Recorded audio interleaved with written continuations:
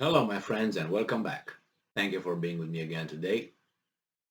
I thought that those sanctions imposed on Russia by European Union and by United States and some other club members will hurt Russia.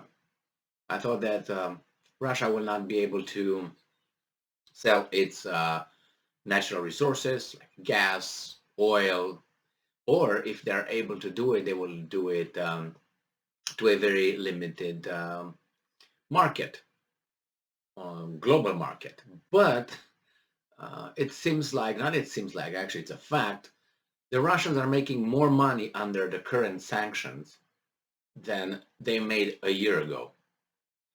And if you look at the countries that imposed the sanctions on Russia, they're not doing better. They're paying more and they have less. So I have here an article that I would like to read for you and talk about it. And this is an article from the Business Insider from today, June 2nd, 2022. This is the title. Russia is on track to make more money off oil and gas exports this year than it did in 2021. And it's got the EU to thank. Yeah, it's going to thank not EU, because it was not EU who started talking of sanctions, and it was not EU who made Germany close the Nord Stream 2 pipeline. It was not EU who did all that. It was someone else, and it was the guy across the Atlantic Ocean. So Russian oil and gas sales could re-hit Russian oil and gas sales could hit $285 billion this year, outstripping last year's taking by 20%. And besides, Europe is not going to get any gas or any oil, but other countries will benefit out of it. Europe's economy will shrink, China's economy and India's economies will expand. Great, good job. Europe is a major buyer of Russian energy products, accounting for about 50% of its crude oil exports and 75% of its natural gas exports in 2021. Germany was biggest buyer of Russian energy in the first 2 months of the war. Russia's invasion of Ukraine is entering its 100th day on Friday, with no clear end to the war in sight. Wait until it gets cold outside and the economy goes in a free fall. And when you have people coming in the street and saying, hey, what's going on here? Then you're going to hear European Union and these beautiful countries calling for a reversal of the sanctions. You'll see. Despite intensifying sanctions, Russia could still rack in 800 million a day from oil and gas revenues this year amid soaring energy prices. So it could still get $800 million a day. Russia's coffers have been bolstered by a rally in oil prices, which have risen about 50% this year and are at 13-year highs. The gains could bring Russia's oil and gas sales to a total of $285 billion this year, Bloomberg forecasts. That's 20% higher than the country's $235.6 billion taken from oil and gas in 2021. I thought they're going to hurt the Putin's war machine. Is that working? I'm not going to repeat the definition of insanity, doing the same thing over and over and expect non-changing ending, expect the same result. Much of the windfall can be tracked back to the European Union due to the bloc's reliance on Russian energy. The EU gets about 40% of its natural gas from Russia and has been struggling to wear off the fuel.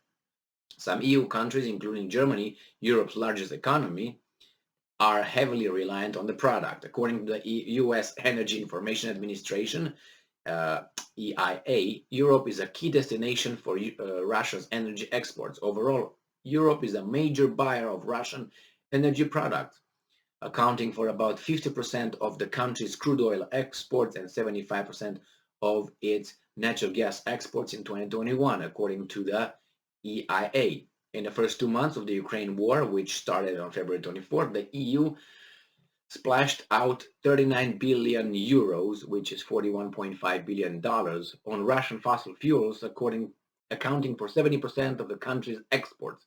This made the bloc by far the largest buyer of Russian fossil fuels, according to a report by the Center of Research on Energy and Clean Air, published on April 27th. Germany was the biggest individual buyer, spending 8.3 billion euros, which is $8.9 billion, on the imports, according to the report. The second largest EU buyer was the Netherlands, which spent 6 billion euros, $6.4 billion. Italy came in the third with 4.3 billion euros, $4.6 billion in purchases. Now, Italy is paying for Russian gas in rubles. You know, Eni is doing that. And the Netherlands, I think they had some gas shut off by the Russians, and the Germans are trying to, bob and weave, do something. They don't know yet. Sanctions against Russia over the war in Ukraine have been undermined by continued fossil fuel imports from Russia, particularly to the EU, the CREA said in its report. Fossil fuel exports are the key enabler of Russian military buildup and brutal aggression against Ukraine, it added. This is where they cover for, The research organization acknowledged the EU's efforts in setting new clean energy. Okay, I'm stepping there. Think about the steps. It says Germany will, I don't want to cover the clean and clear air and, the global warming thing, because that has a lot of interest involved.